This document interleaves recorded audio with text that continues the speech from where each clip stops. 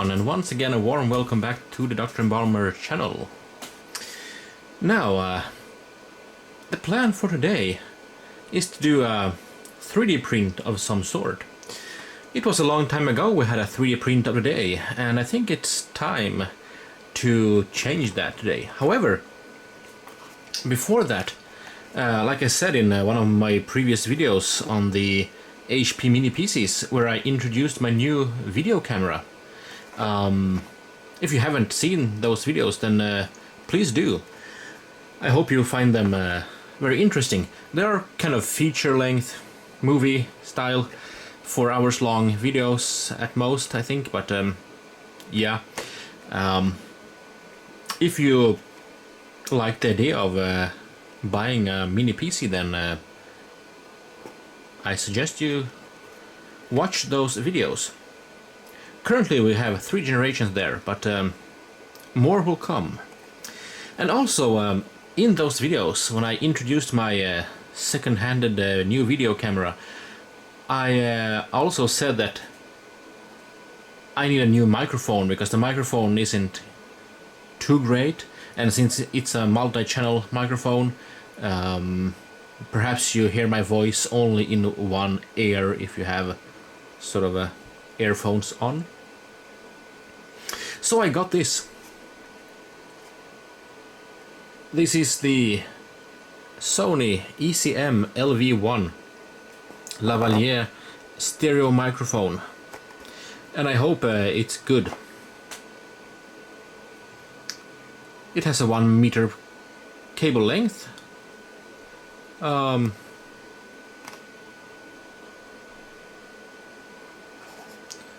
Yeah.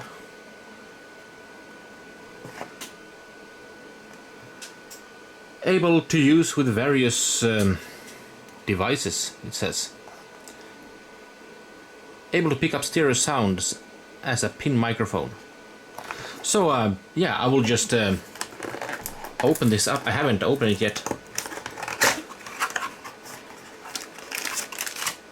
It pretty much just arrived, and well, we'll get a lot of paperwork here. Reference guide. Nothing too interesting here. To prevent accidentally swallowing of the device parts, do not put them in your mouth. It actually says that.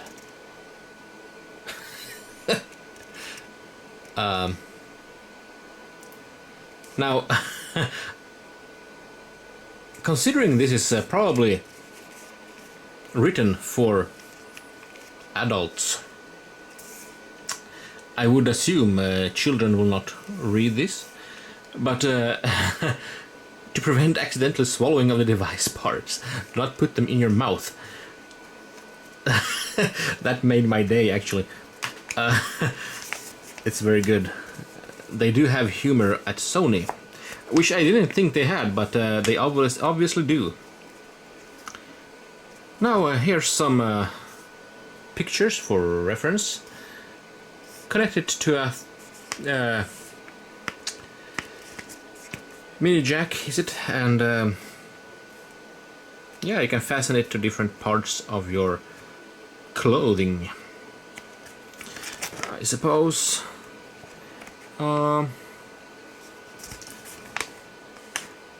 50 to 15,000 hertz. Anyway, we shall not delve deeper into the paperwork of this. I just want to connect it so we can get on with the video. Let's just have a quick look at it. Oops. I lost a little bit. Yeah, we get one sort of foam cover, and we have the left and right side. I suppose you will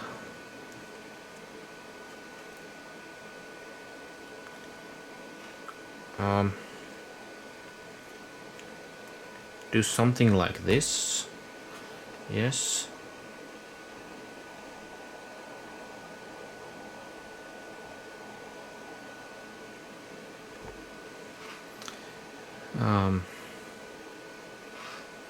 Right.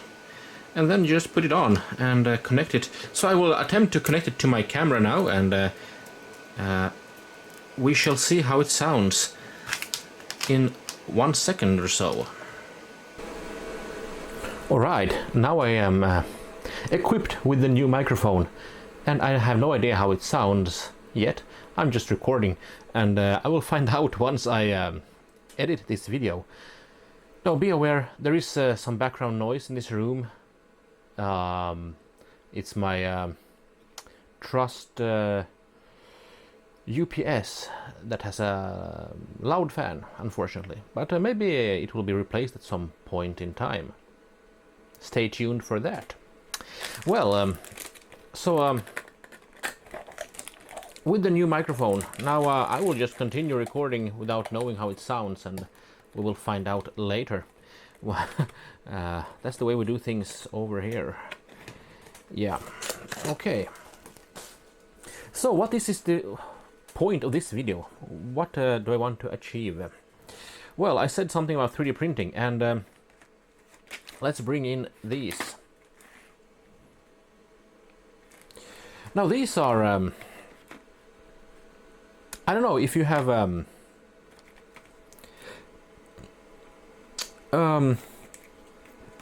for those of you who are sort of AliExpress dwellers, you might know that if you play their tree watering game, which is a very boring game, but nevertheless, you can choose. I suppose it might depend on region, perhaps, I don't know, but as far as I have seen, at least, you can get free stuff, sort of, after a while of watching a lot of ads and stuff, and then you can order for 1 cent something, and I got this, and over a period of quite some time, I have accumulated 3 of these. Now these are 300 millimeters in length. Now there's something stuck in here. Some stuff. Right. We can put this aside, and there are 2 more identical ones over here. Now this is a 30 centimeter long, sort of smart induction type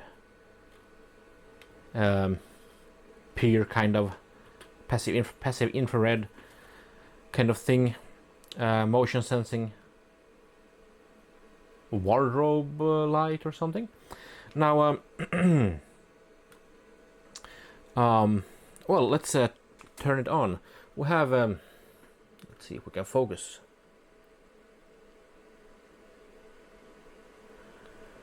I don't know how visible it is, but it says off here, auto and on. So at auto it will shut off automatically after a period of inactivity.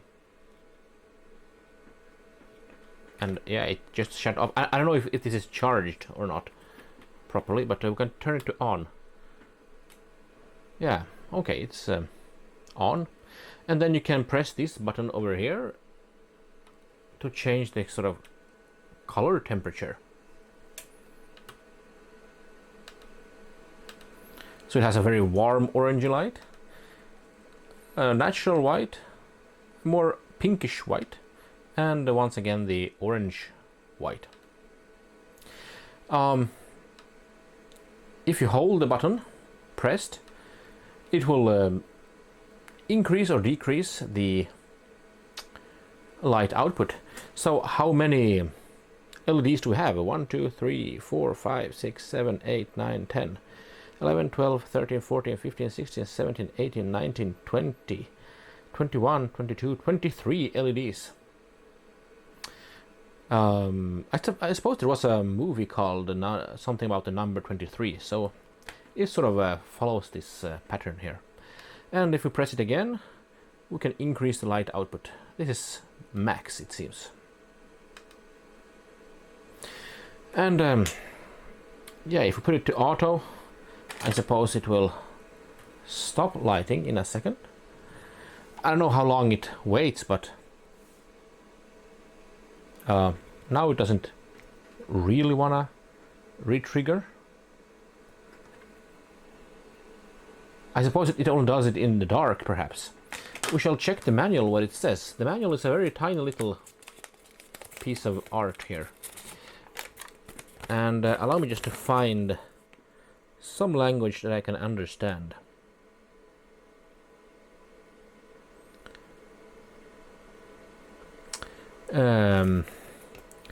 Let's see if we have English is here.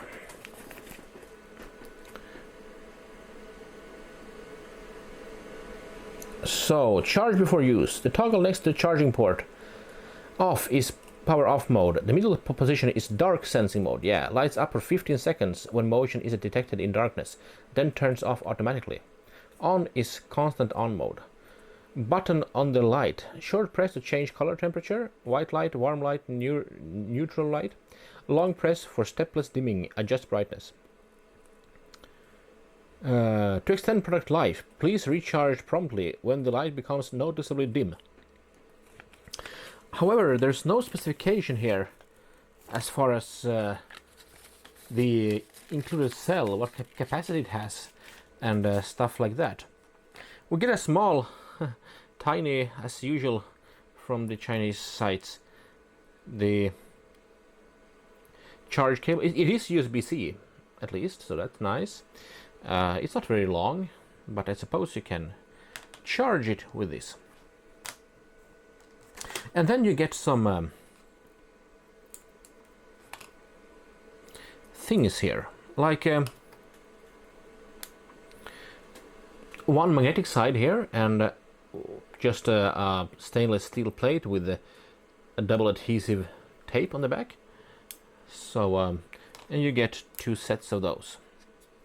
So that's good. I suppose the idea is to mount either one to your wall or wardrobe or something, and then the other side to the light itself. And you may place them something like this. Right. However, now I would like to place, so when it's dark at night or so, and I need to go to the bathroom, let's say, it would be nice not to having to turn on the main lights in the bathroom, just to, you know, have a leak or so. Now, or just, you know, if I need quickly to get in there and get something. So it would be nice to, when it's dark, that it will light up in my bathroom. However, it's pretty hard. I want to place them just above my door, but I don't want to place them straight like this. I want to have them at a 45-degree angle, maybe. So I need some kind of system so that I can place this in a corner, and that's the idea that I would like to do with this. Print out something. I think it's pretty usable, because I was a bit surprised they actually didn't have a 45-degree angle bracket included. I suppose it's a cheap sort of gift item, but yeah. And I wonder also what this looks like inside. I would like to open it and have a look. Now, I don't know if I'm gonna break it or not. At least I have 2 more, so that's always good. However,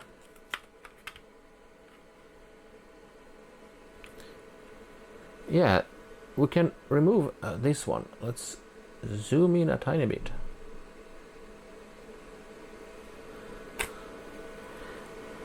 So this is just a cap,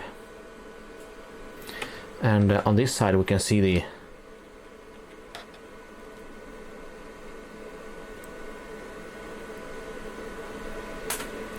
circuit board.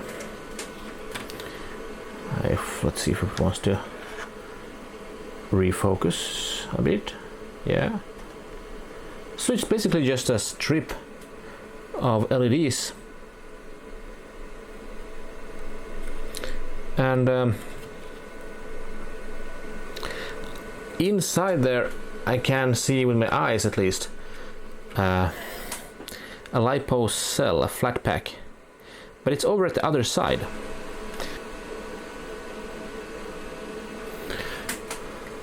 So I got this cap off, and it's just a plastic cap over here, but the battery cell isn't at the very sort of end here, it's a little bit further in. But anyway, ooh yeah, now we can pull it out. It has sort of there are sort of grooves over here, and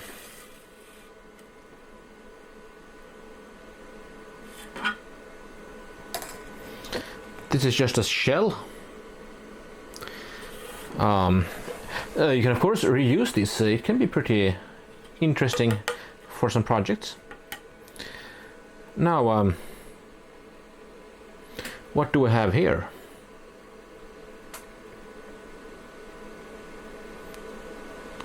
Yeah, it's let's check closer up here. We can see each LED is made of two LEDs. One is orangey and one is yellow. I suppose that's for a different sort of warm white and cold white. And we have a cell here. It's let's see here, 60 20 40.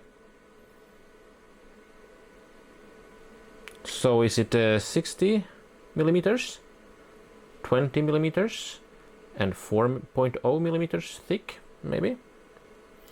It's not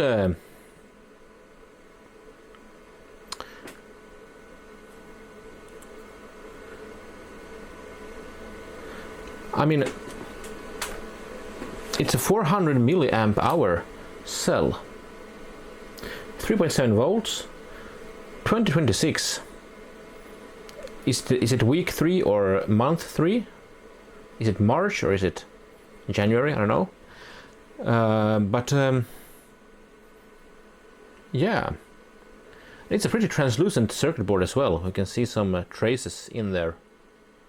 And we have the terminals over here connecting right to the cell, and it goes to these terminals. And I suppose yeah, we have the negative supposedly. Let's see here if it wants to, yeah, negative over there and positive over here. So positive and negative. I suppose this should be serviceable. If you buy not 60 20 40, but let's say 90 20 40, it would be a longer cell. I mean, there is room, and of course you could orient it this way around, fold the cell this way, and you could have a very long cell, as long as you can find, and have a very good battery time, I suppose. And it simply has a couple of foam pads in there. Let's see if we want to focus. Yeah. So that's what we got. But this is good to know, because it can be, I suppose, replaced. Now I have some other cells here lying around. Now this is 60 30 40. So it's just it's the same kind of thing, but it's just 1 centimeter wider. So that one won't work, but yeah, it's a pretty nice circuit board for different purposes, I suppose, for LED purposes. And extending the cell is possible, I suppose. So let's see if we can remount this. There are some grooves over here into which we want to align this. Up and oops. Oh no, my passive infrared little dome fell right into a trash bin below. Allow me a few seconds to find it. Yeah, so there we have the little passive infrared detector, and I found the little dome. It wasn't glued in any way, so yeah. So right up until the dome enters the groove here for it, and then you just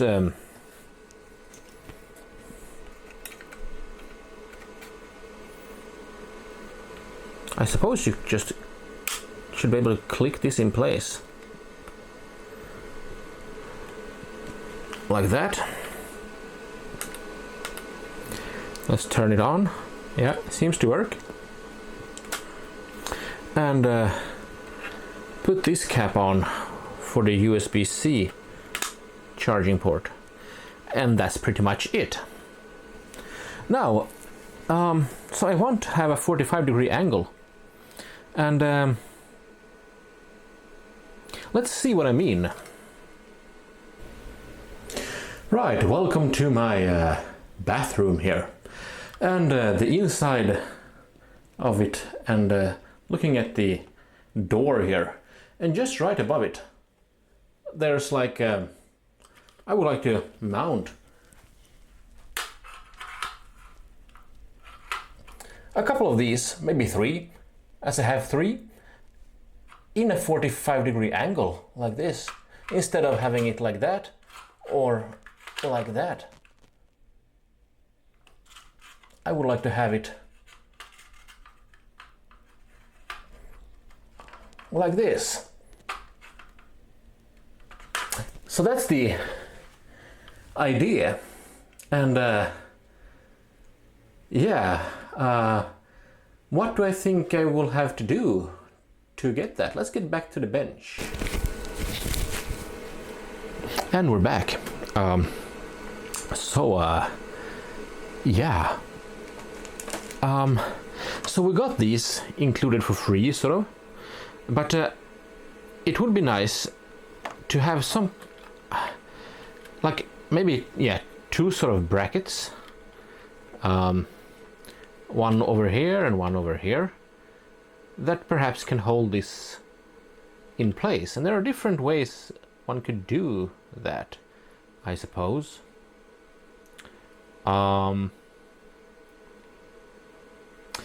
But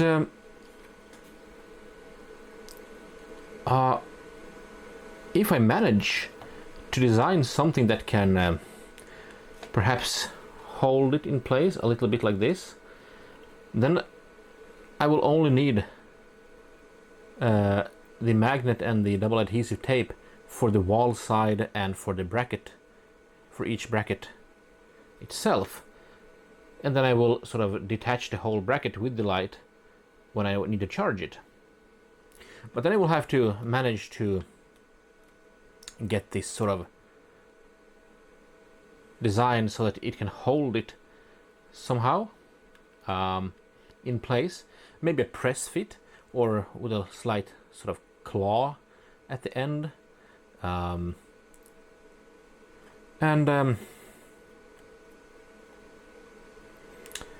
yeah, I'm not entirely sure what the best would be to do here, but the other option would be, of course, to have these sort of mounted to the wall and each bracket. But if the bracket can't hold it in place, or a press fit or something in itself, then you have a secondary. I got these magnets and sticky double adhesive tape stuff. So you would have a sort of wall, and then you have a stainless steel piece, and then you have this magnet piece, and over here you have a bracket, 45 angle, and then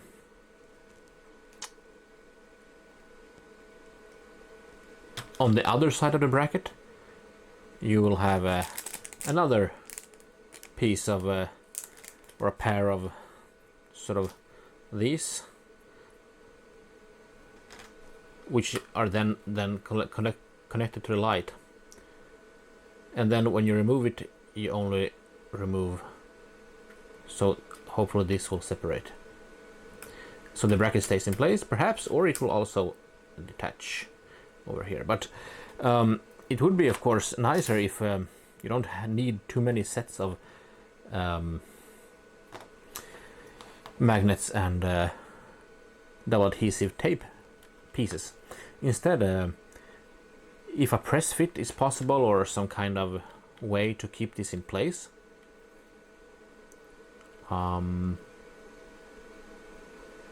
it could be of course like yeah, I don't know, bracket type stuff, and then have two of them, like one on each side, and then you have an angle at 45 degrees or so. That would be pretty nice, I think. So therefore I suppose we should get to designing it. Yeah, I will need my calipers perhaps, and I will take some measurements.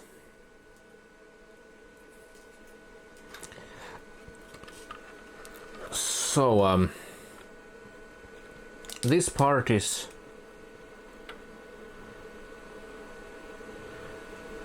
22.3 millimeters. Over here it's a little narrower, I think, 21.8. Thickness of it 14, well, it depends on how you, 14.6, we can call it 14.5 millimeters. Yeah, but let's get to designing it and see if we can come up with a clever design or just a simple one.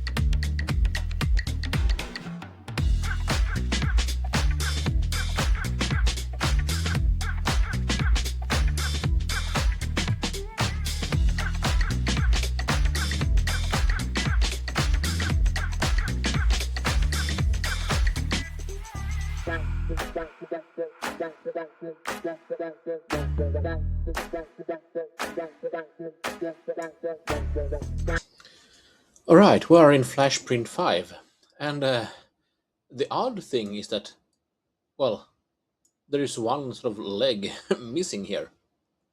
I'm not sure why, but I tried to slice it with 12% infill, and in the slice preview we can see that there is a G code for that layer, or for that part of it. Of course, it is very thin here, but yeah, I wonder if it will hold up or not. And also, it feels like it will skip a bit here, which is interesting. And then 3D infill. So I went for 3D infill and 12% infill rate because I want it to be light so that the magnets can hold the light together with the brackets. So the extra weight there shouldn't affect it too much, I hope. But yeah, so let's attempt a printout of this, I think, and just see what happens.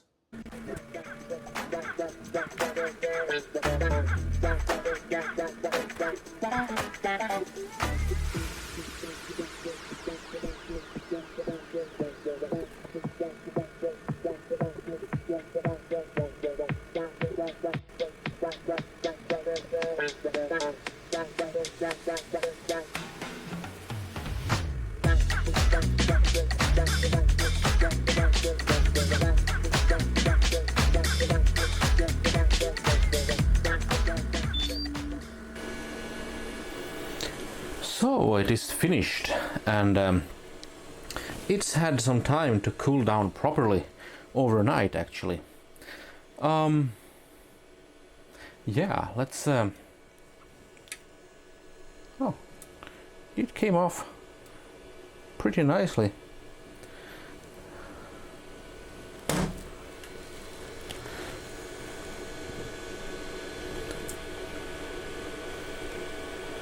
Now let's remove some debris and let's have a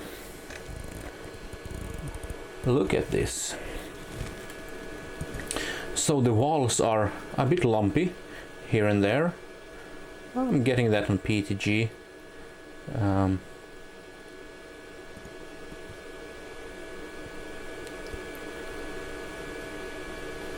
But yeah, there's a little bit of flex in these standoffs, sort of. But otherwise, yeah. Let's bring in the LED bar as well.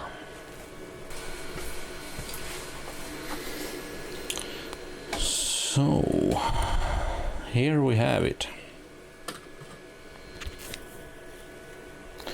And well, also, so the magnet, hopefully, yeah, it fits pretty snugly here actually. It's a very edge to edge. Yeah, so if you put this in a corner, then one side should be along the wall and one along the ceiling, and you put the magnet along the wall.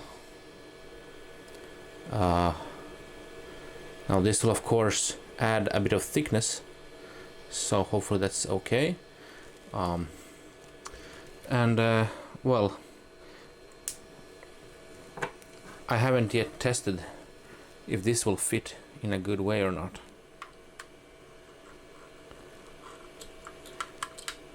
Okay, so we have a little bit of a problem.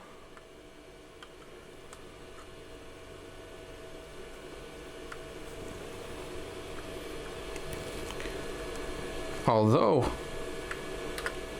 yeah, it's not comfortably tight here.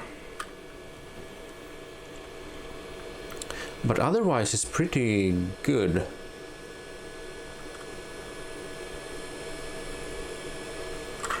It does slide pretty easily, but that shouldn't be an issue when it hangs. But it has to hold its weight. And then there will be another one on this side. So the first prototype here is a little bit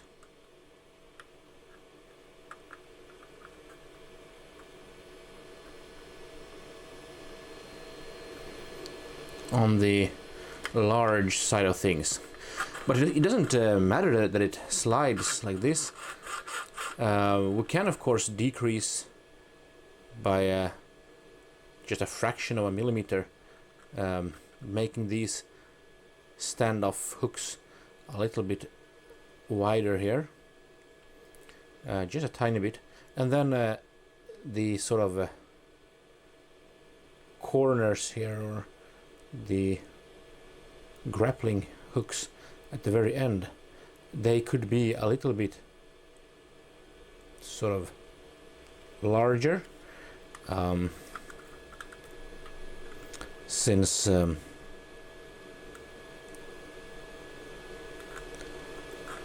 that will compensate for the fact that that it's too wide. And maybe, yeah, the hooks, yeah, just a little bit longer perhaps, and a little bit larger sort of inwards here. So yeah, I think let's adjust that and try a new prototype and see if it's any better. But it's a good start. It's pretty close, actually. But now you see what I mean. So this should give an angle to the light when you mount it.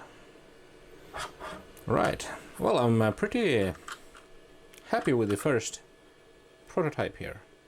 But let's adjust it a little tiny bit in 3D Builder. And we're back in 3D Builder. Now I'm sitting here with the prototype model in front of me and the LED bar, and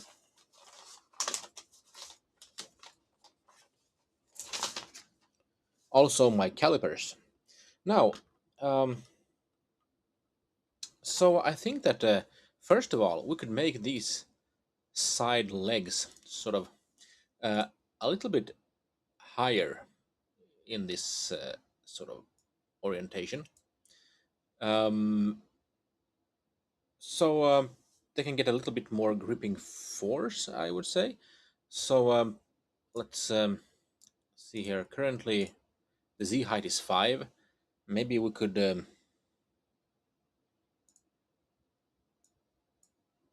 should we double it or make it 8 maybe?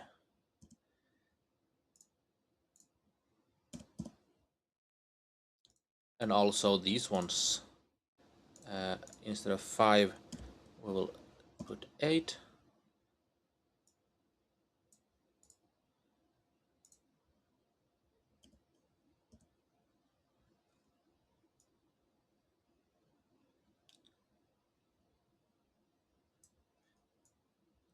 Right, let's see here, we're below the surface here, which isn't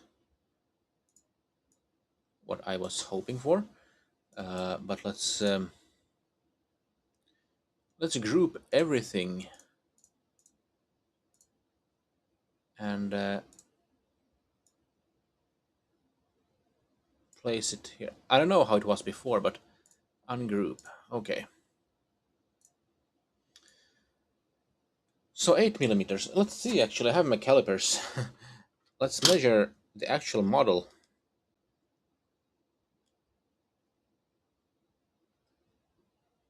Yeah, 5 millimeters they were in height, so it's correct. And then perhaps also make these ones just a tiny bit longer. That would be, so instead of 15.5, let's put 16 and 16, and then we have to move it like that,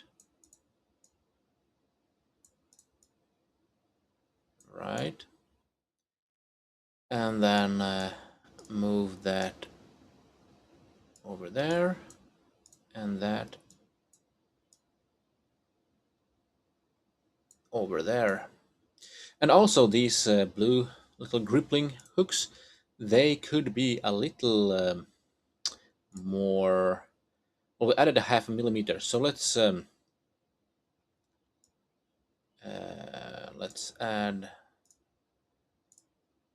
0.5 millimeter here, so 1.5 and 1.5, and then move them also. Oops. And then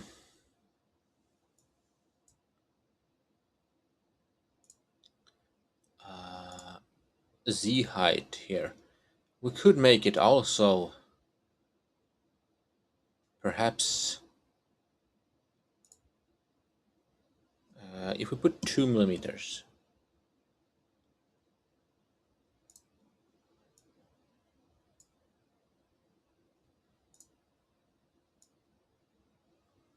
Yeah, let's try 2. I don't know, maybe it will be bad, but let's try that.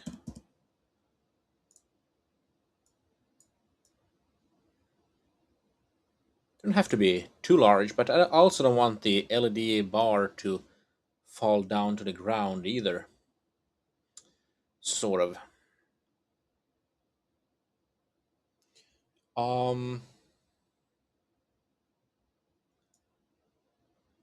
Yeah, so basically that should be it. Oh no, hang on. It's not it. These ones were, or the space in between these legs was a little bit too wide, like a millimeter too wide. So why don't we add 0.5 millimeter to each of these little legs? So instead of 2.5, let's put 3. And there, and then this perhaps also 3 millimeters, and then move it into place like that. Now I don't know if this will be too tight or not, or but yeah, that looks okay. So let's try to do a printout of this. The new prototype has finished. Let's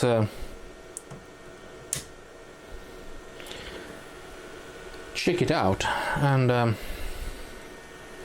also remove debris.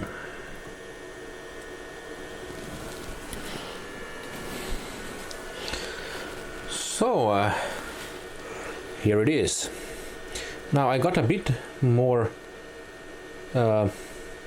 stringing issue here, but it's all very spiderwebby like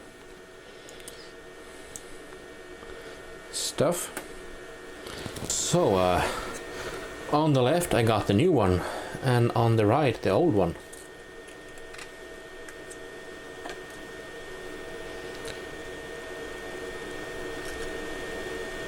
So yeah, this is a bit taller here than on the first one.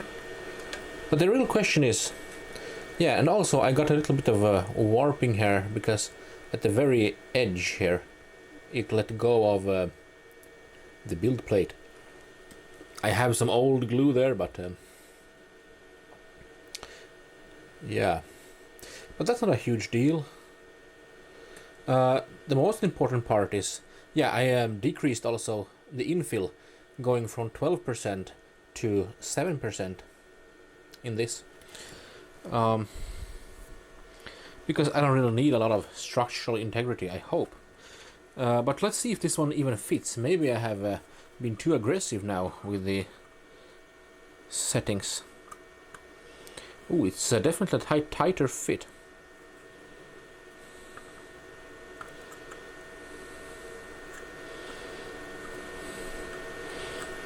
Yeah, this is tight. Now,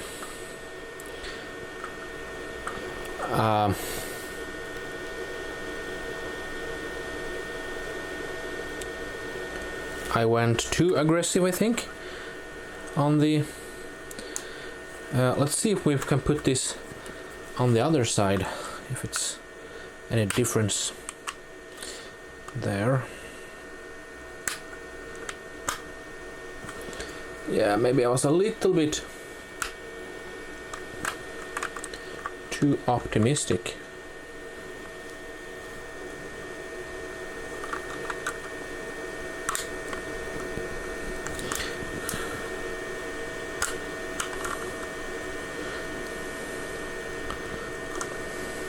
So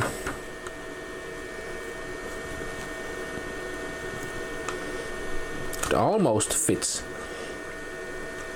but it's sort of this edge here that is a bit damaged as well. But I think that a good idea would be to, yeah, I mean it does fit, but as you can see here, it sort of doesn't.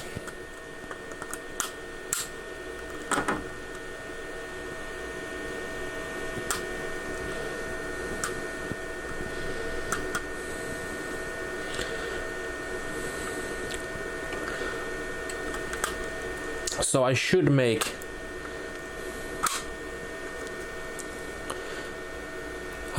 these legs a tiny bit thinner, I think, once again. So they were a little bit thinner last time around, but I increased them, so maybe I should decrease the thickness and try again. I think that could be a good idea. But otherwise, and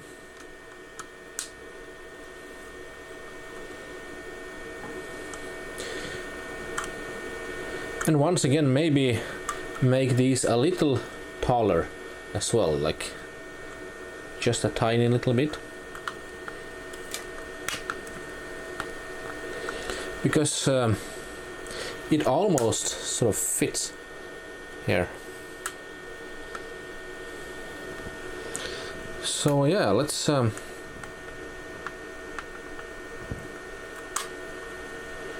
try to adjust and try again.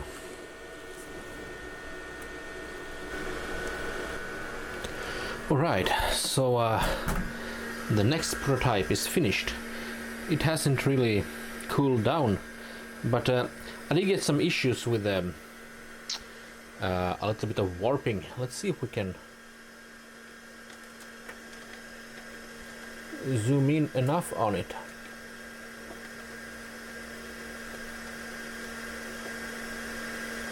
There. So I got a little bit of warping here. I added a 1mm brim, but yeah, I had some issues printing this.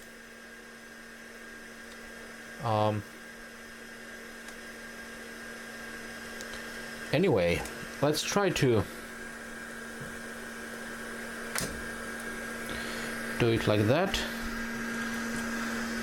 and remove this debris.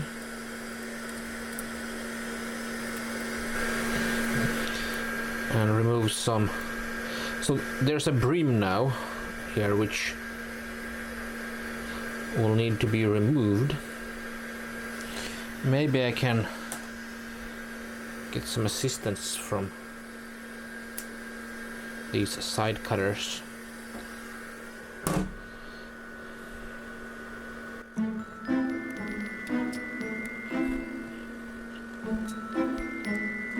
Trying to erase all the green here. Because I have issues. It didn't really stick in place, and it's like blue and everything.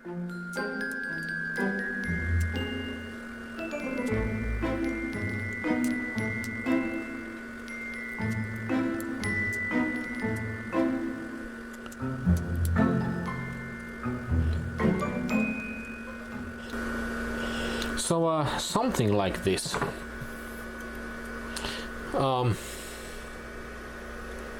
Now let's see if this actually is different from. So on the right I have the previous one, which was a little tight.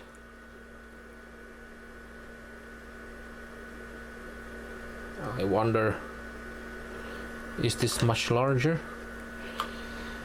Well, one way to find out.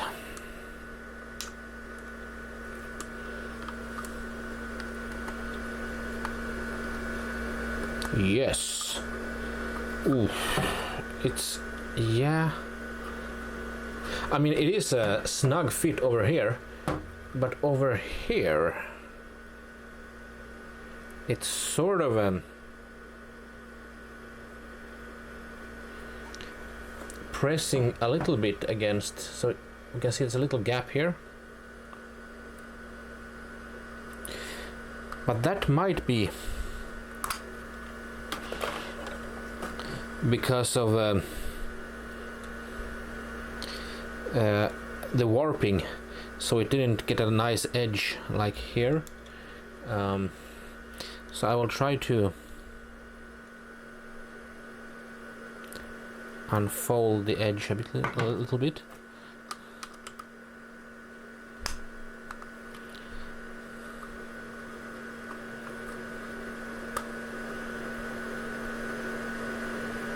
Yes, a lot better actually. Pretty good.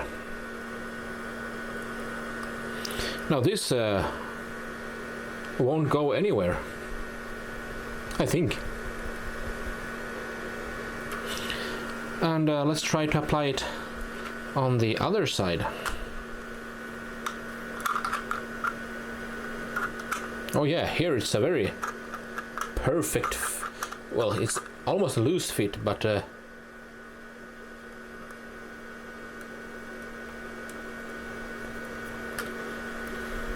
so it's a lot more loose here.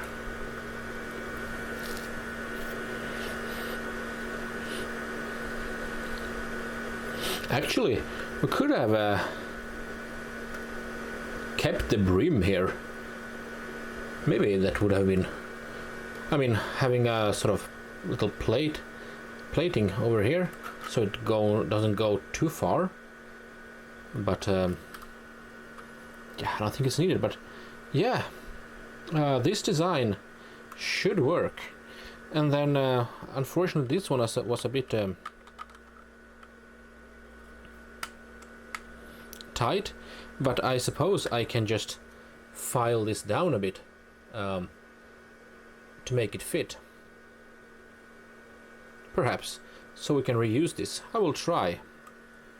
But great, we have a first sort of working, I mean, having one on each side then and up against the wall, it shouldn't go anywhere, and we get a nice angle. So yeah, but of course we could have had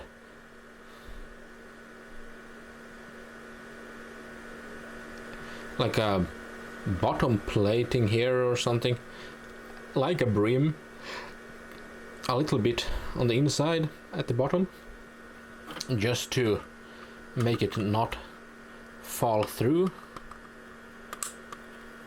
Now this is the small one, the tight one. But okay, great. I will try to file this down a bit. Yeah, unfortunately, while trying to fix this, I sort of broke it.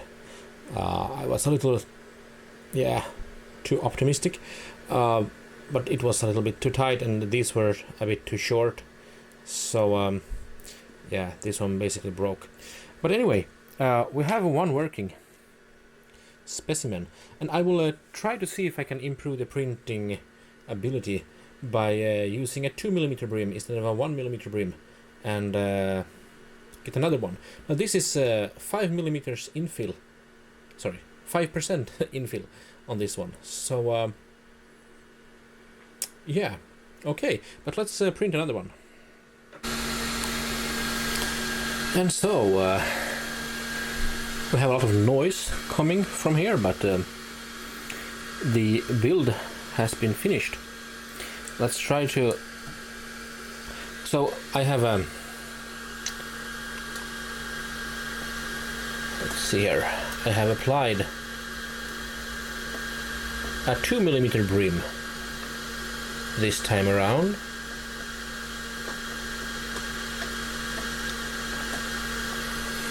So yeah, it printed a lot better, I think. So 2mm brim was a lot better than no brim or 1mm brim, and this came off nicely.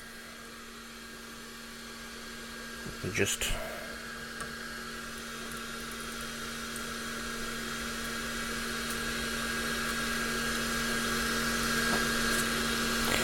remove that.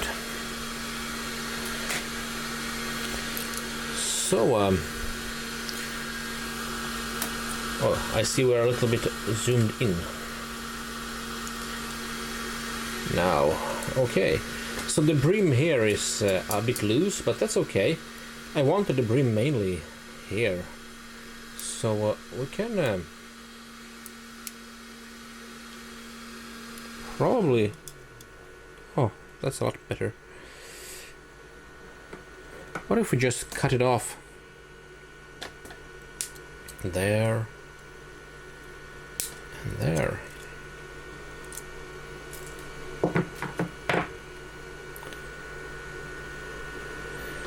For starters. Well, maybe we can cut away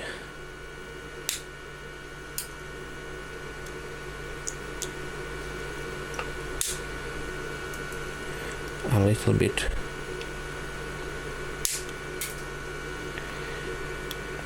more. Okay.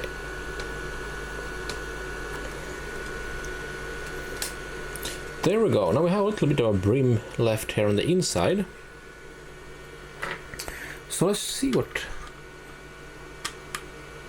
we got.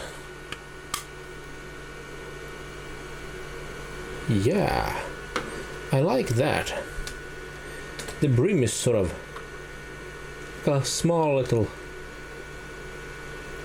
protection thing here for the end cap. I'm not sure if the brim, since it's only a brim and it's only one layer thick, if it will stay there or not. But this is pretty good, I would say. Yeah, and then let's try the other side.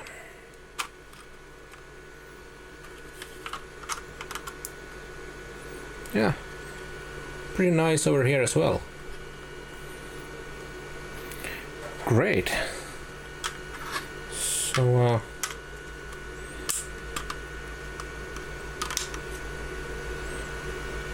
with both attached,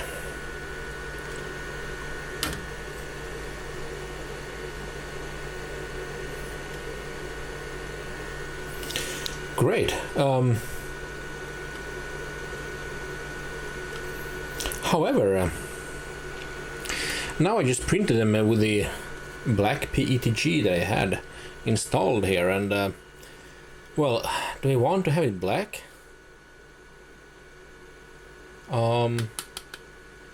But anyway, maybe I should mount this. I mean, there will simply be magnets attached here.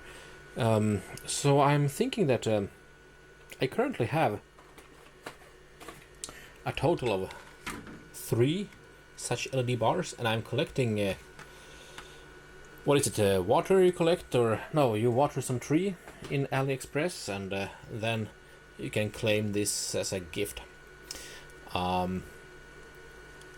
However, now that from July 1st the European Union has introduced its new sort of "we hate all of you" packages, where every package from outside of the European Union that costs less than 150 euros, you have to pay 3 euros fine, basically,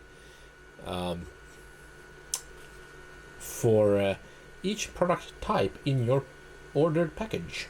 So even if I get this a 4th one as a gift, I will have to pay 3 euros, I suppose, once it enters the European Union or something. And yeah, so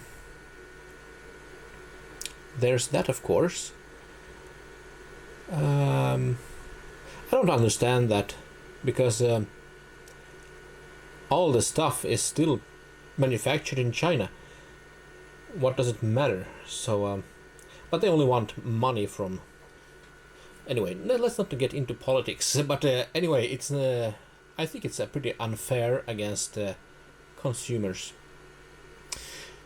Yeah, but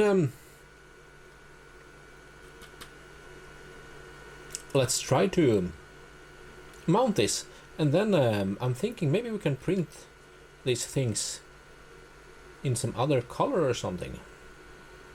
But let's first try to mount one of these. So first of all, I would like to... I have been touching these with my greasy fingers. It's very hot in here. I think it's 31 degrees Celsius. So basically, I want to mount it like this in my bathroom. And I think I will have the passive infrared dome towards the sort of not against the wall, but towards the middle of the room. And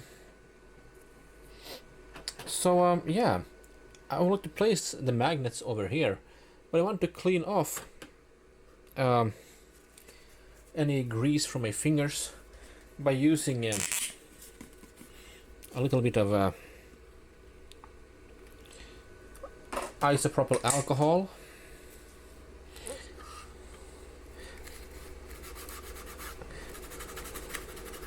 Now, I don't remember if PETG is resistant to rubbing alcohol or not, but it evaporates pretty quickly. So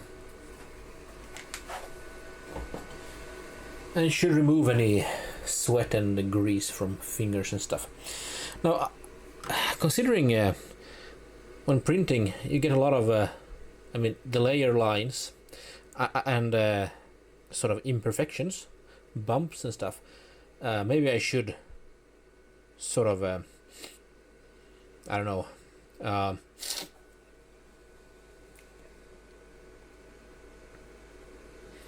treat this, file it down and even it out. But I hope that the glue on these pads will be sticky enough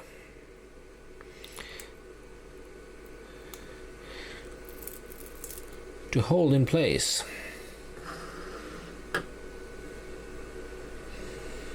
Now let's zoom in a little bit, see if we can place this.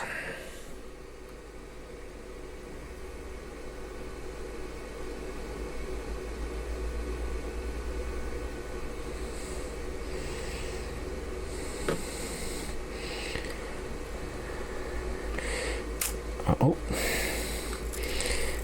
I wasn't completely straight there.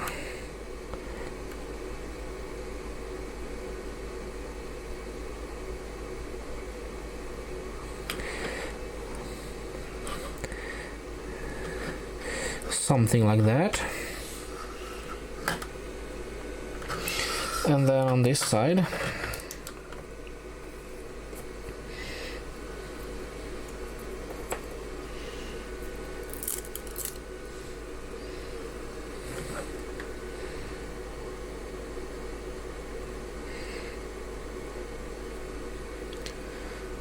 yeah,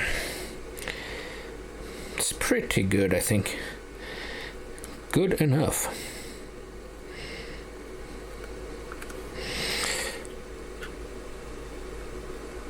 Right. And then by having these placed on top, I will remove these and pads or the protective film, and then just sort of squish it up against, or push it up against the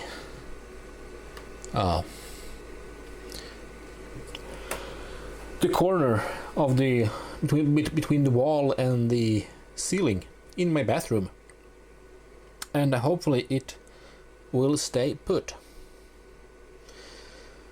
So yeah, I will try that, and we shall see. And so we are back in DrMBalmer's bathroom. Lucky you, right?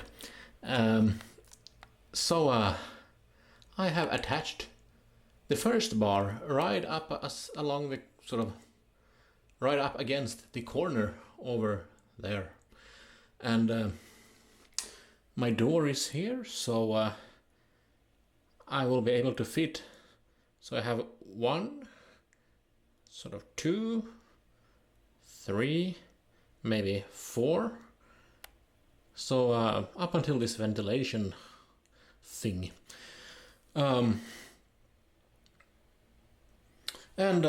Well,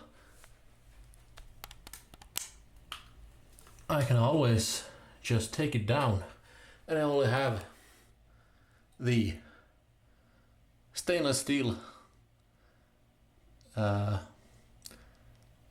pads with the double adhesive tape, and then I can just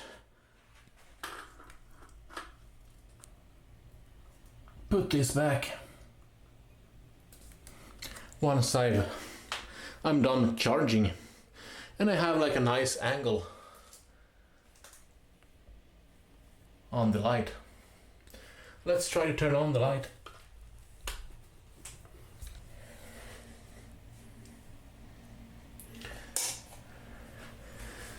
Yeah, so it reacted on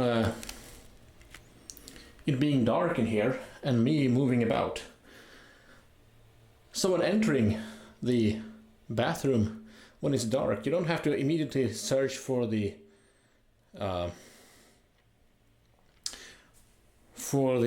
switch on the wall. Instead, hopefully it will just light up, and it's fairly visible, everything in the bathroom already, because I have white walls, and they reflect a lot of light, especially when it sits there in the corner, so I get a lot of reflection from there. But yeah, I will continue to add more here, is the idea. And now it went dark. Let's see if we can, re-trigger it by moving, waving with my hand. Right, great. So now I can easily recharge them, and I suppose if the battery life is not sufficient, you can always replace the built-in cell. It was 400 milliamp hours stated or claimed, but I don't know what the real capacity is. yet. But okay, there we have it. It seems to work. All right, so I want to unload this black filament, and I have acquired some Chinese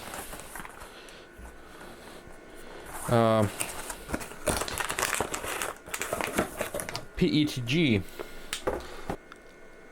It's not PETG.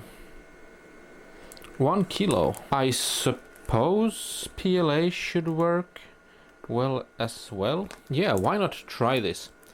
I suppose it should work using this as well as PETG. I have to set some settings maybe. So I need to unload the filament here. Filament change heating extruder.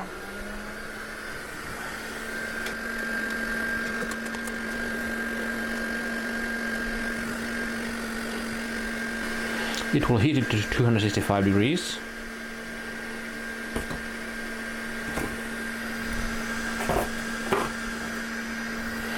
And then it should unload it.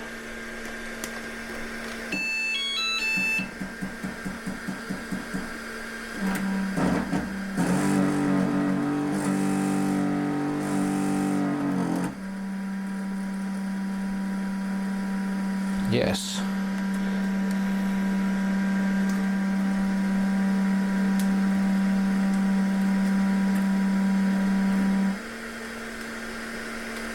Pull out filament. Feed new filament. Press OK. It says over there. OK. Pull out filament. So I got my little nice cover here that I made. I have some white PLA in here, but let's go for the translucent one. So let me just find a good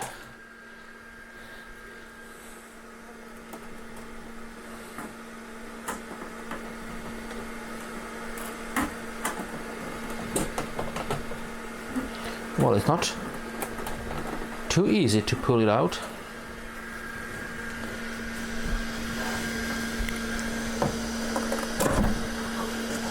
But I think I got it. Now I should be able to open this, and it has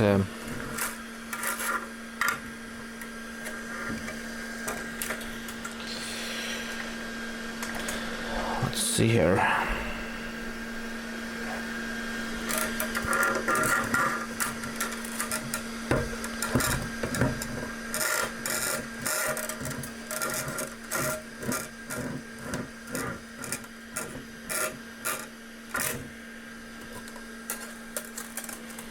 Okay, I got the black roll out, and I still have plenty left here, I think.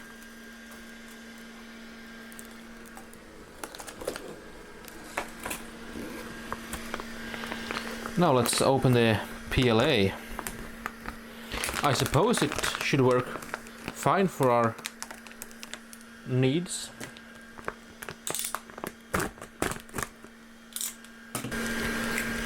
So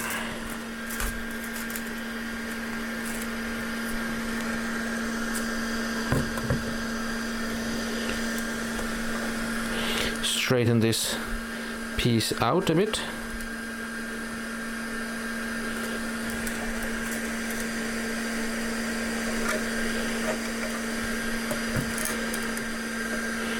Close the hatch. Okay.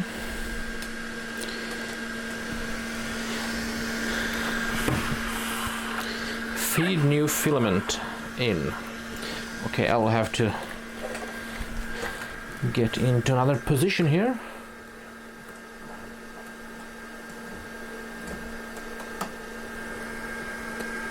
Press OK. So I will be pressing OK.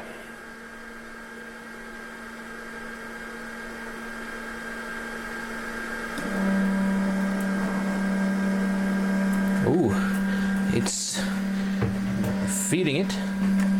Press OK when the new color appears. It says over here.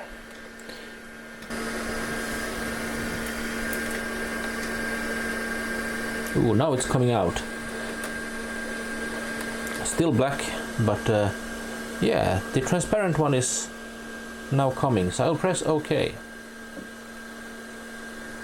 Right, that looks juicy. Allow me to fetch it out.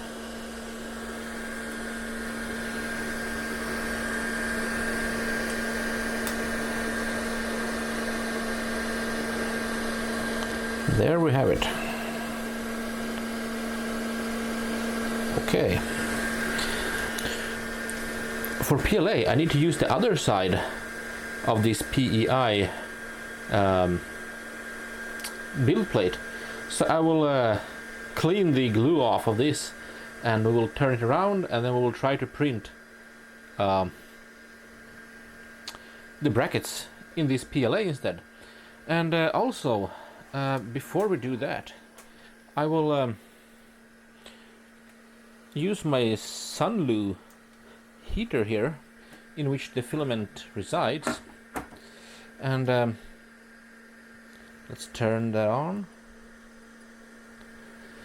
So currently it says PETG here. We will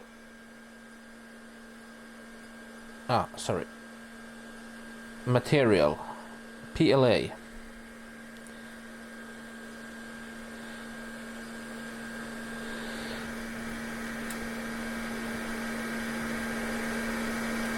So current value is 30 degrees Celsius. We want to reach 50. Current humidity is 42% relative humidity, and yeah, it has a timer of 6 hours. So we shall allow this to dry the PLA while I clean off the build plate and turn it around. So let's do that. And so things are heating up here. It's not visible, but it's almost warm enough to start. And let's see what happens, if it sticks to the base plate or not, and what kind of disaster that will result out of all of this.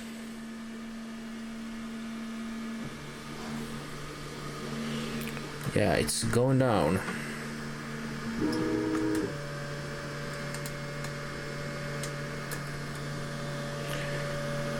I cleaned the base plate with isopropyl alcohol.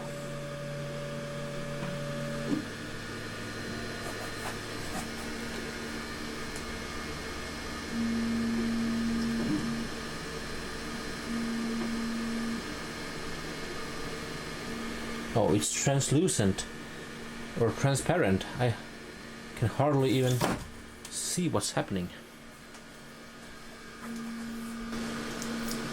A little bit of stringing on the first layer, but it seems to print.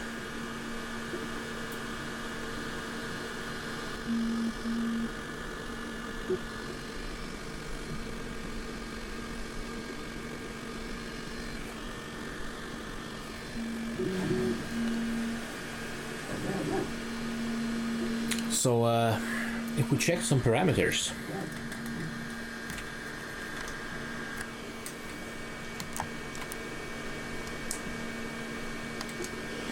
that's better.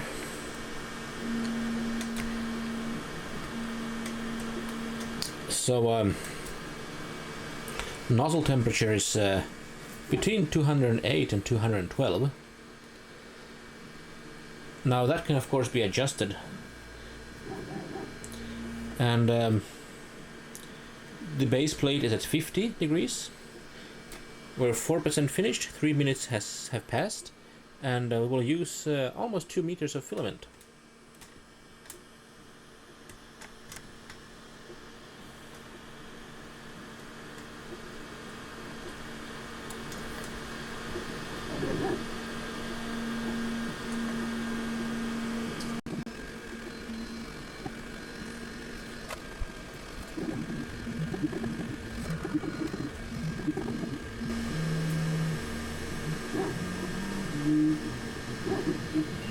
Yeah, let's allow it to do its thing, and we will be right back once it's finished.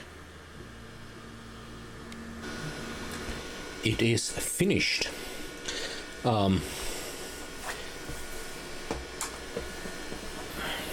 Let's have a closer look. Yeah. We should perhaps zoom in and zoom out a tiny bit. You can actually see the 3D infill because it's see-through, more or less. Yeah, the PLA brim is very brittle, so it's easy to remove it. However, we don't get the brim here that we got on the PETG.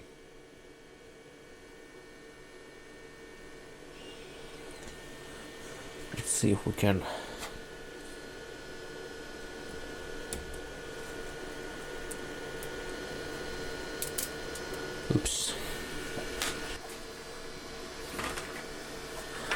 and open another one of these.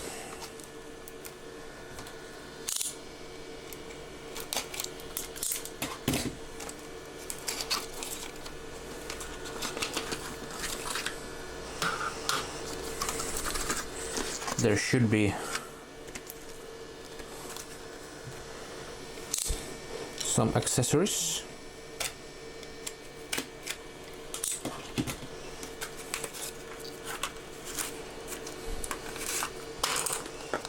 Yeah. There we have the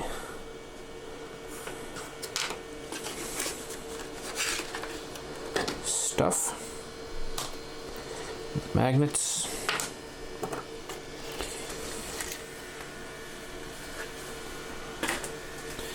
And does this one work? I will put it to on. Yeah, seems to light up.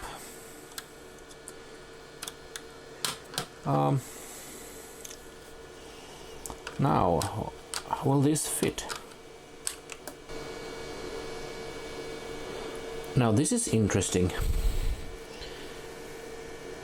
Why did I get sort of a lump, a thick thing over here?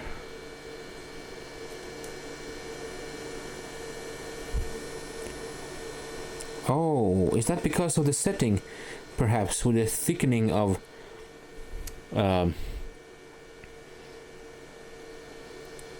narrow parts? So it's preventing me.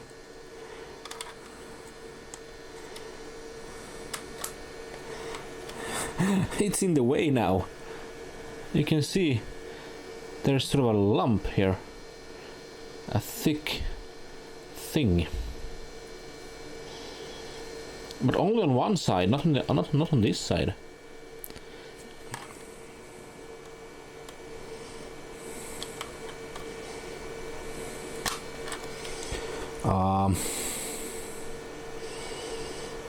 That's unfortunate.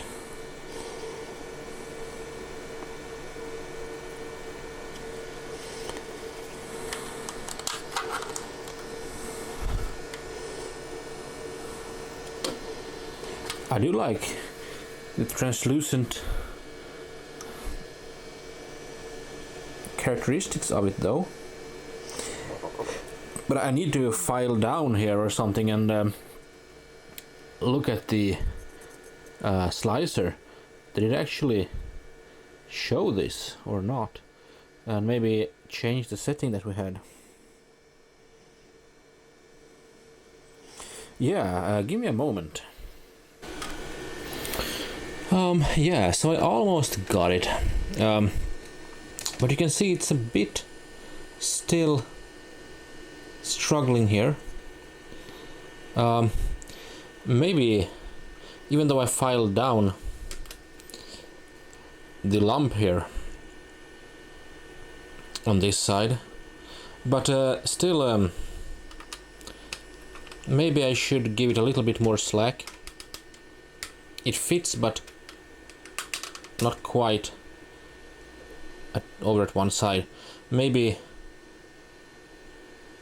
give it 0.2 millimeters more space here, and then elongate these by 0.2 millimeters or something, and try again, and disable that setting. I didn't find any. The slice preview didn't show any lump, at least over here, so I wonder if that's that setting. But we'll try again and see what happens. The print has been finished. However, I still have the same problem, it seems.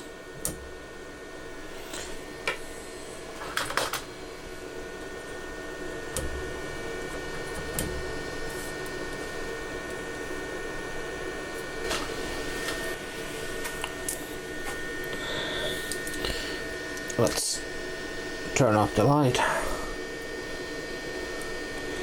If we remove the brim here,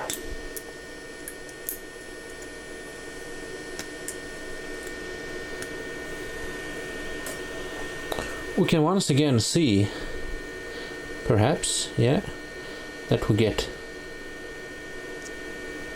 a lump, but not over here. Since I think this is because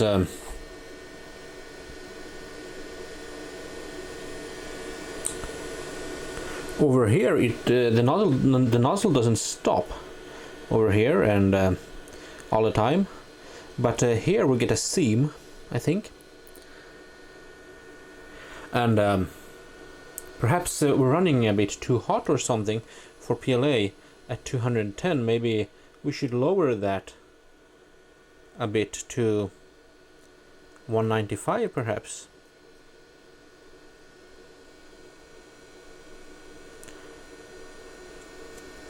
So that's the theory, at least. But I will try to cut this off, and we shall and file it down. We shall see if this works any better, and then we will try to adjust some settings and try again.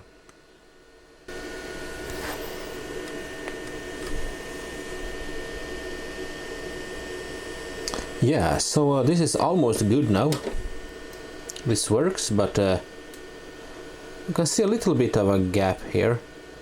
So I cut off the bulging stuff, most of it, and filed it down a little bit. So now this is a lot easier to fit here, and it probably works. However, we have a small little gap on the bulging side. Still, maybe one can decrease by 0.1 millimeter on each side thickness of these sort of hooks, and then see if we can adjust some settings to not get such a bulge thing. So let's try that. I'll clip to a problem. So halfway in, the model detached from the base plate. So failed print halfway through, and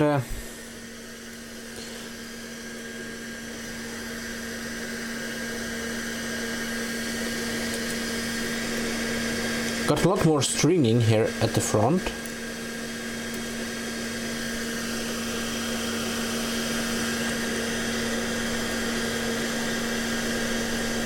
But yeah, it detached. However, at least the edge here has no bulge. So let's remove this.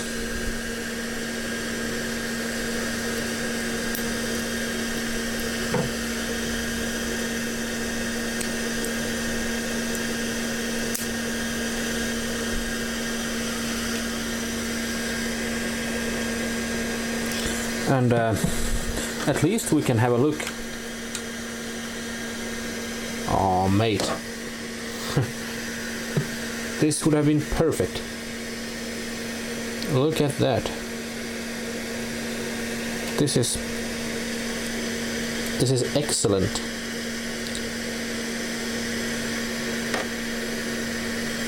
So now I just have to get the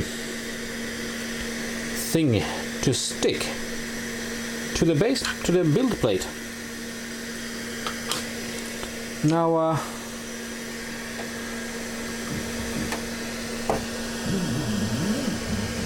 I'm not completely sure why it didn't stick. It did in the beginning, but maybe the cooling fan at 100% cooled down the build plate, or should I increase the temperature of the build plate perhaps? Let's grab a bit of isopropyl alcohol and clean this up.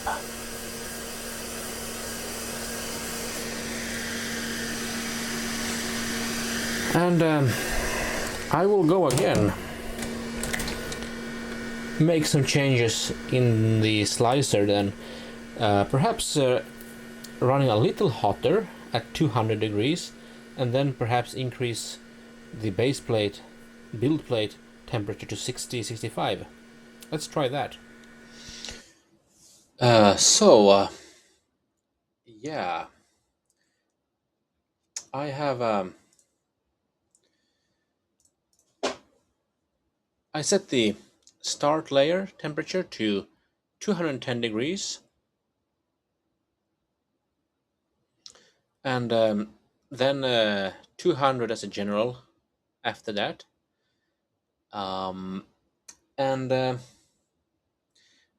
Well, I asked the AI a little bit more, and it says that regarding cooling, we should have the fan speed pretty much turned off the first 2 or 3 layers. So 3 layers. Let's put it at 0 and see what happens. And then maybe we can have layer 4 to, let's say, layer 30. We can have 50%, and then it will be 100%. So that shouldn't cool off the bed.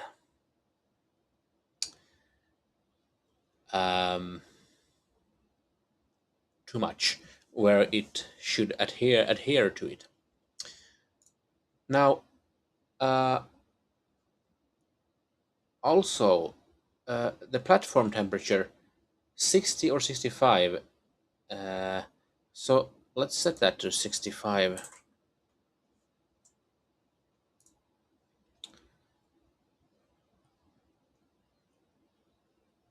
So it says that PLA reaches its softening point at around 60 degrees. Keeping the bed at this temperature keeps the bottom of the model slightly tacky, so it cannot pop loose. Add a brim. Yeah, we could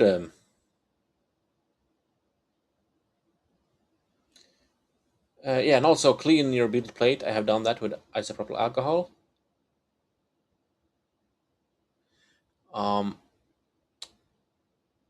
But we could brim, perhaps set that to 2.5 millimeters and reslice this. A little bit more of the brimmy stuff. Maybe that will also help with adhesion. So let's send that off to the printer and see what happens now. And so finally we managed to print. It is finished. And we have a little bit of a string here.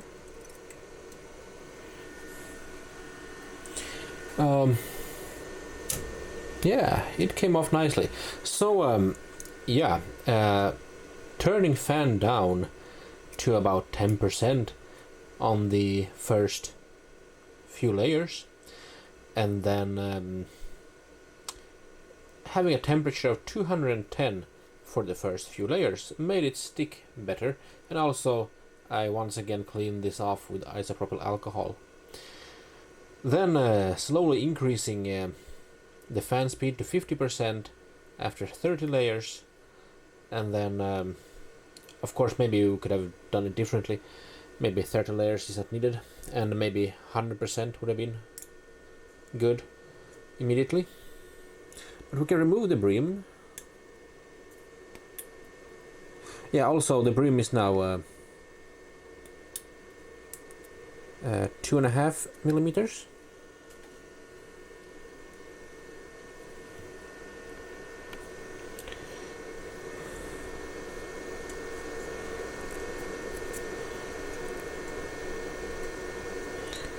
Yeah. Okay, let's see if this now fits well. The moment of truth, right?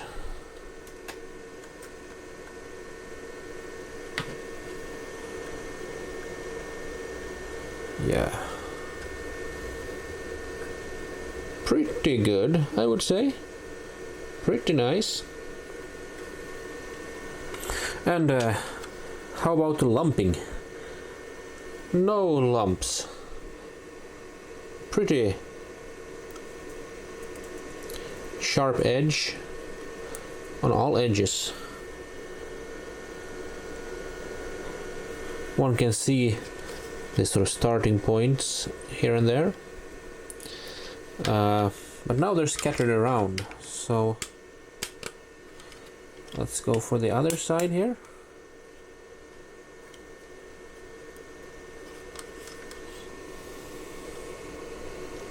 Also looks pretty nice. It will hold it in place. Great. I like this transparent, translucent PLA. It's nice. And yeah. So now I just need a few more. So I have one good.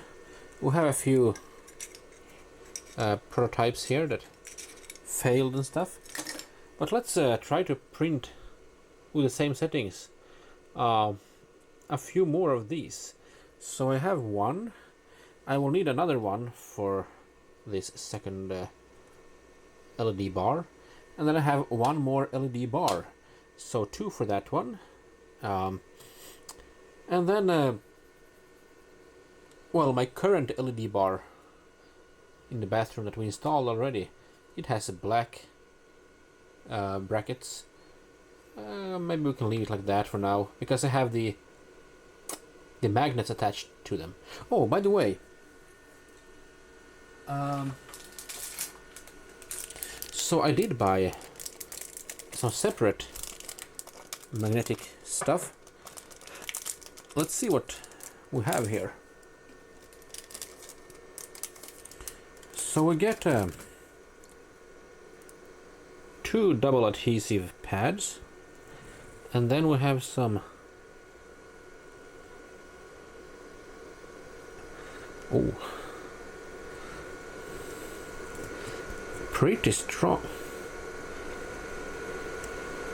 pretty strong magnets. Now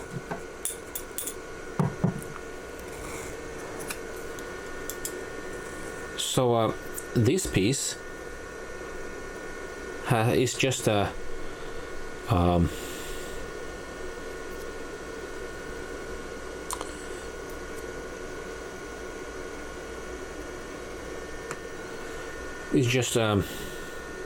stainless steel piece. Oh, and then here we have a magnet inserted. Alright, so this will then... It's pretty strong, yeah, that's pretty good. And we got two double adhesive stuff, but These are a bit larger than these magnets that came with the LED bars. So I wonder,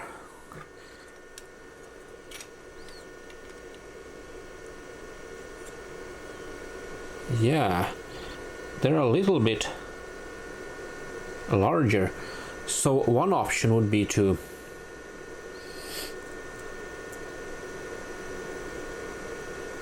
increase the size if you want a stronger magnet, but okay, but I think we can go with the included ones for now. Pretty good. I like it. So let's print out some more of them. So I printed a couple of these, and I installed one of these bar lights, LED bars, at my father's in my father's bathroom as well. So yeah,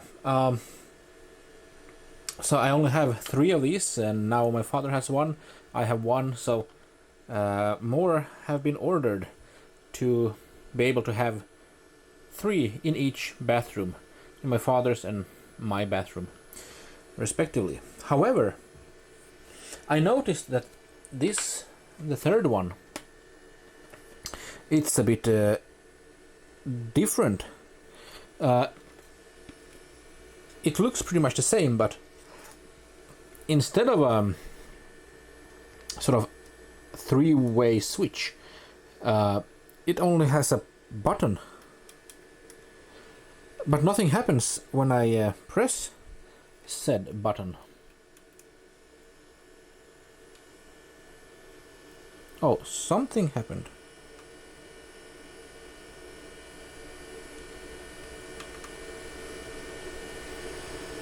Or no,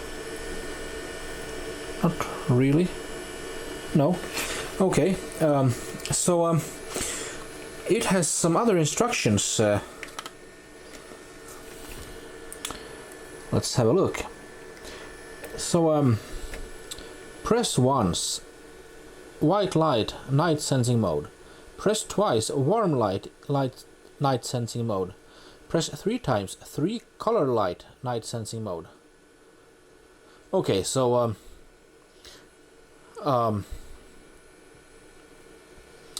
you have to press 1, 2, or 3 times. Press 4 times to close. And then press and hold for 2 seconds. Light flashes 3 times to enter steady on. Press and hold for 2 seconds. Light flashes 2 times to enter always bright mode. So yeah, it's a bit different in its I mean, this must have been maybe cheaper or something, I don't know, but I preferred the other switch. However, nothing happens when I press the button or when I hold it. So I'm guessing that the battery cell inside has been depleted or something. But also I noticed that there is a bit of plastic here covering the plastic cover. So maybe we had that on the other lights as well. So we can do a peel.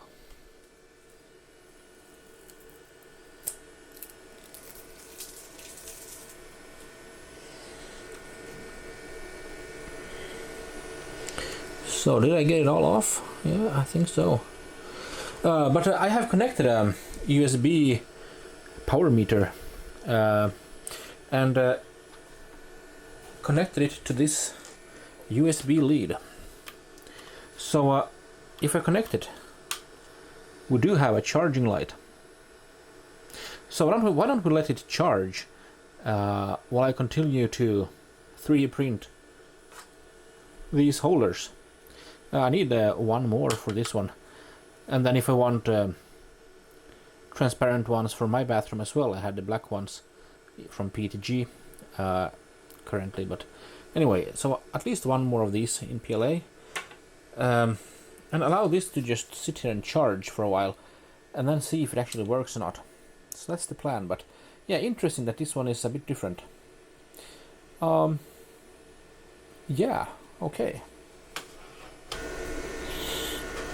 Right, so this has charged now, but the USB tester only shows 208 milliamp hours. So that's interesting. It seemed empty because it didn't turn on, but now if I press, it does turn on.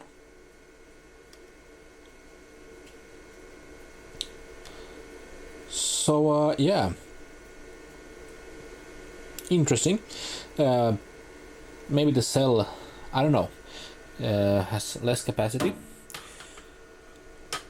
And also, however, the build here has finished as well. So let's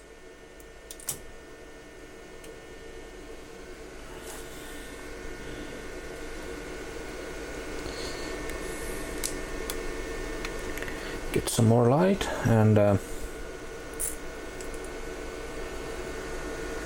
check this out.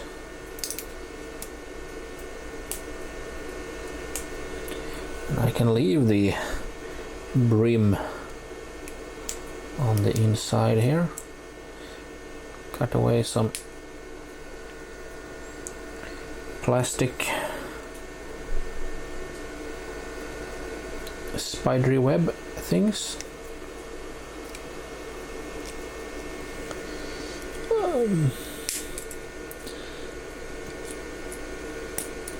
Yeah, pretty good. And a little bit of stringing inside here, but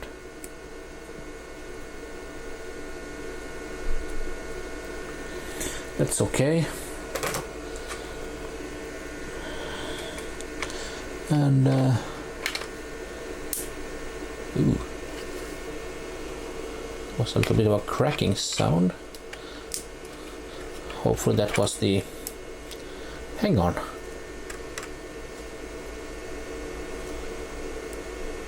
It seems like the dimensions are a bit off for this version.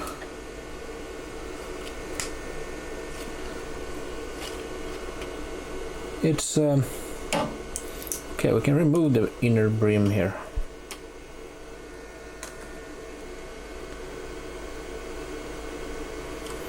Yeah, it's a tiny bit wider, it seems. That's unfortunate.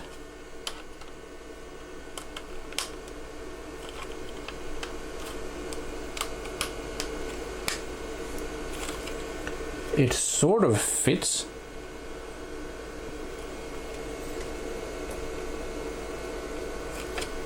Anyway, but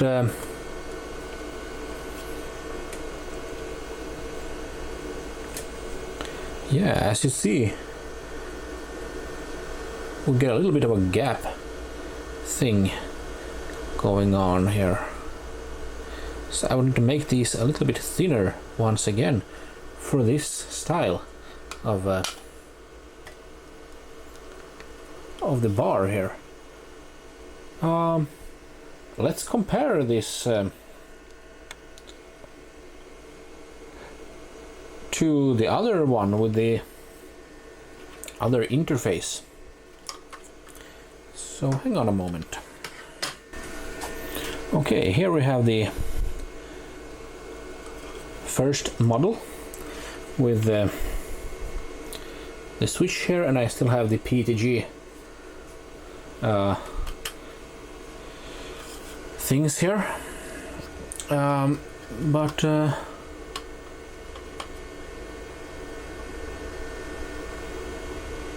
yeah, it's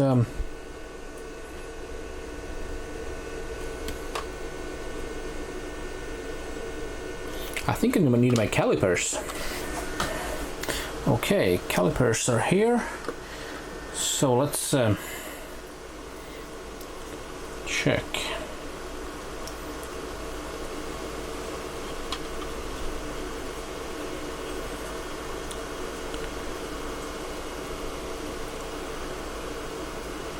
.22 millimeters or so, 21.8. A little wider here. Let's say 22 for the new one.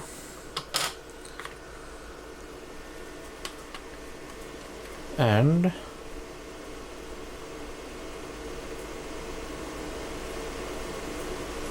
actually 22 on the old one as well. Or is it deeper? 14.5 on the old one, sort of. 14.5. It seems to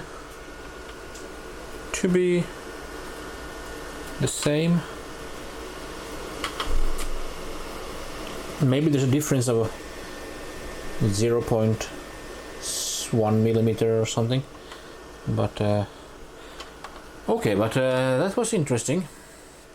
However, let's try the old one, maybe the old bracket thing,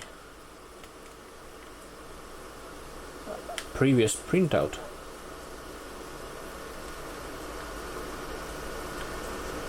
Oh, it is a bit.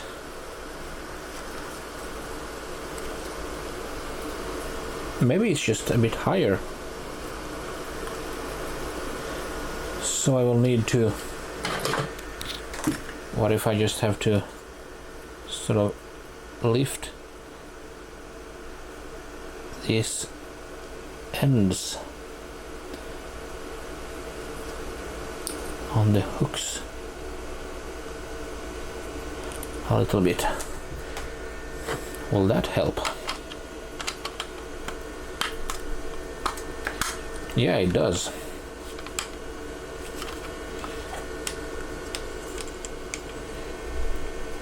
Sorry if I'm out of shot now and then when I'm trying to get a grip of this. But yeah, that helped. So it's perhaps just a little bit higher. This looks okay. Let's try the other end here. Also just lifting the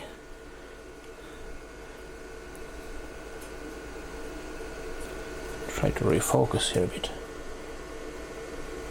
Yeah.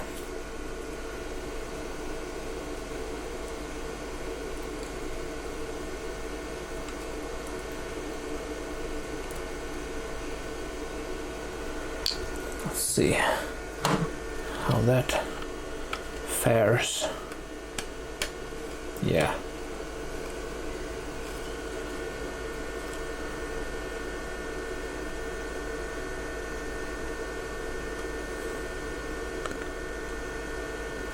So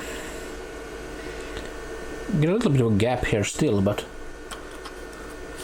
it doesn't seem to be too wide actually, the bar itself. Maybe I just need to lift these little hooks a bit, the grappling hooks, just a tiny bit more.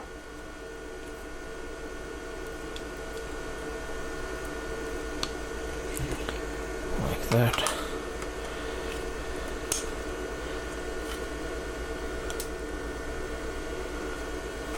Yeah. Seems to work okay. So there we have it. Alright, but now I do have... So I have one with the black PTG and one with transparent PLA. I do like the transparent PLA, I must say. PTG is always nice to the touch and look and feel.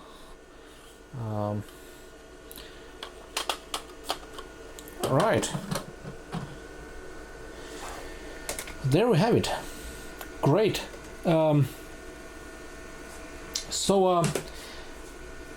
Yeah. So the battery life, I suppose that even the markings on the 400 milliamp hours or not, it's probably not correct anyway. But the real sort of question is just, will they last long enough in use, so you don't have to charge them every 2 weeks or something? It of course depends on how much you use them when they have to light up. But I will mount these in my bathroom and then in my father's bathroom, and I have ordered more of them so that we'll have 3 bars each, and we'll see how it works. Well, I'm actually having a little bit of trouble with one of these LED bar lights. The issue is that this one seems to re-trigger on its own, even though it shouldn't. So I have opened it over here, but let's remove this cap and let's put it to auto. So yeah, it turns on and everything, and right now I have some light in here, so it turns off as it should. And since we have light, even if I move my hand here, it doesn't re-trigger. So that's good. But let me turn off the light here, and I will stand very still.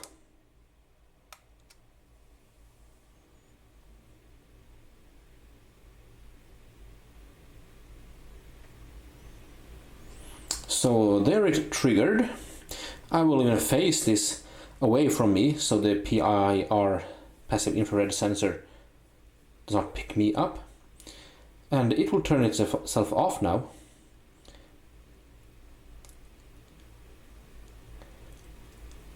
I think the timer is about 15 seconds. Yeah.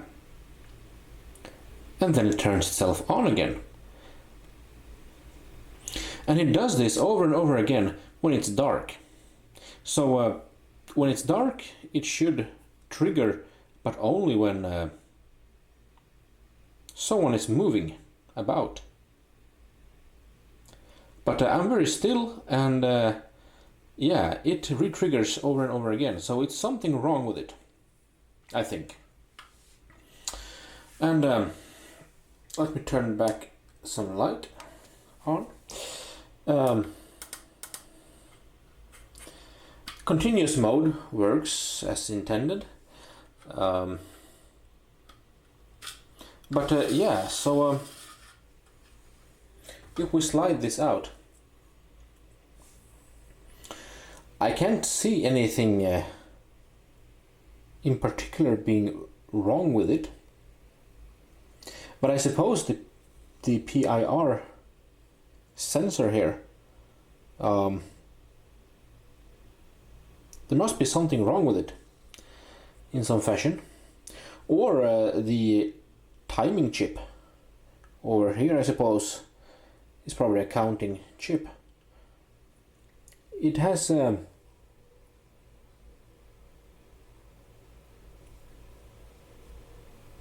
yeah, I don't see any markings on it. But for some reason it thinks that it should re-trigger. I'm not sure why, but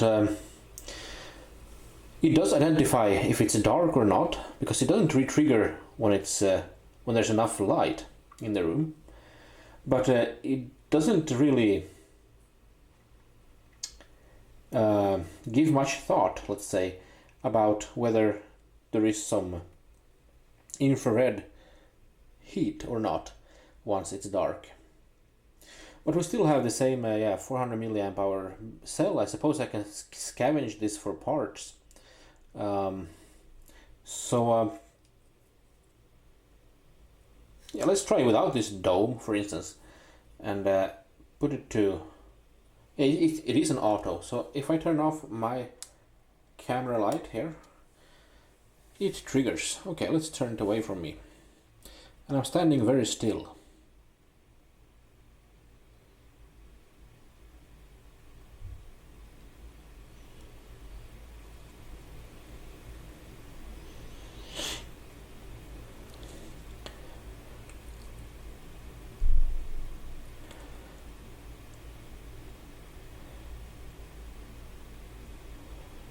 Or does it not want to turn itself off now?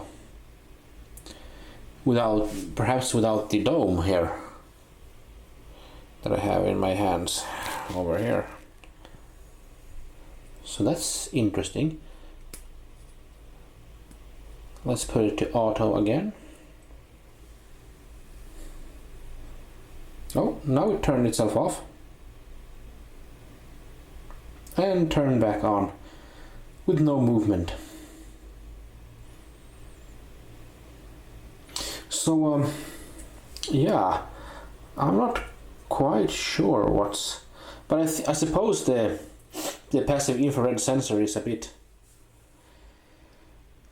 broken, perhaps, because it senses, or some chip, because something senses some passive infrared energy without there actually being such.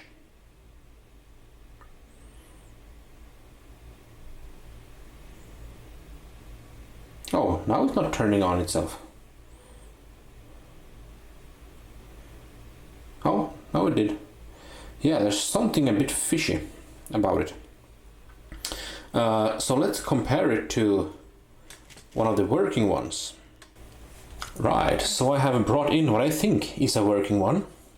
So it's the same style with the sort of 3-mode slider switch, and I will set it to auto. There we have auto, and now it lights up because it just does. And it turns itself off because it's bright enough in here now from the camera light. So I will turn off the camera light, and I suppose it will turn itself on.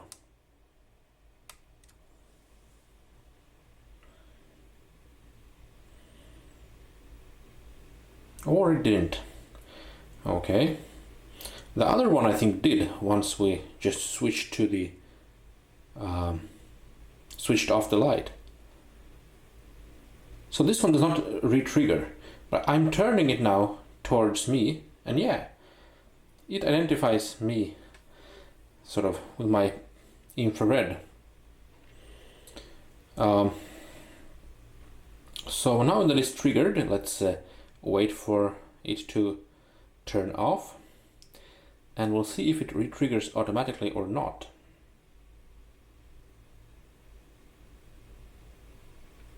So it turned itself off.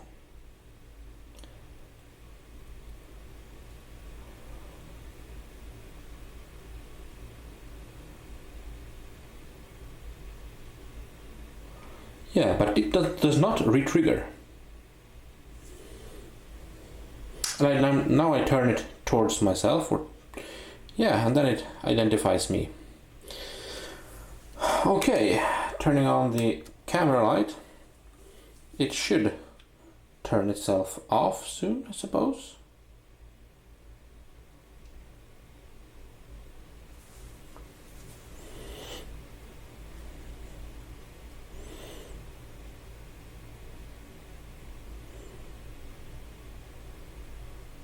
Or does it?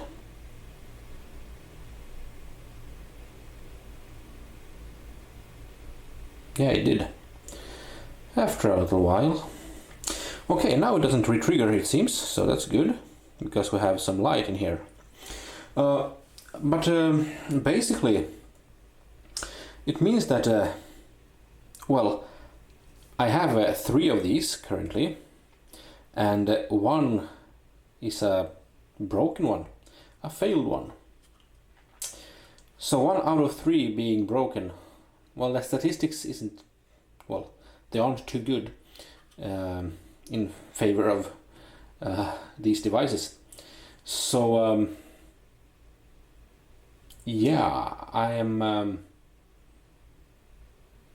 a bit worried and disappointed, but I mean, yeah, it's like free stuff, more or less, I suppose, so from AliExpress, so it is what it is.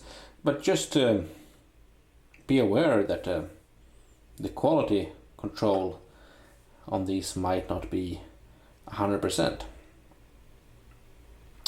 Alright, that's just something I wanted to show, that one was broken indeed. But still I will be able to use it for scavenging for parts and the lithium cell and stuff like that. The LED bar can be used for something, I suppose, as well, so great. But there we have it. As always, see the description of the video, because I will leave a link to the 3D models which I upload on Printables. And yeah, so if you have a 3D printer and are interested, then you can of course have a look. Anyway, I think that's it for this particular video. Thank you everyone so much for watching, and I will see you all next time. Bye bye.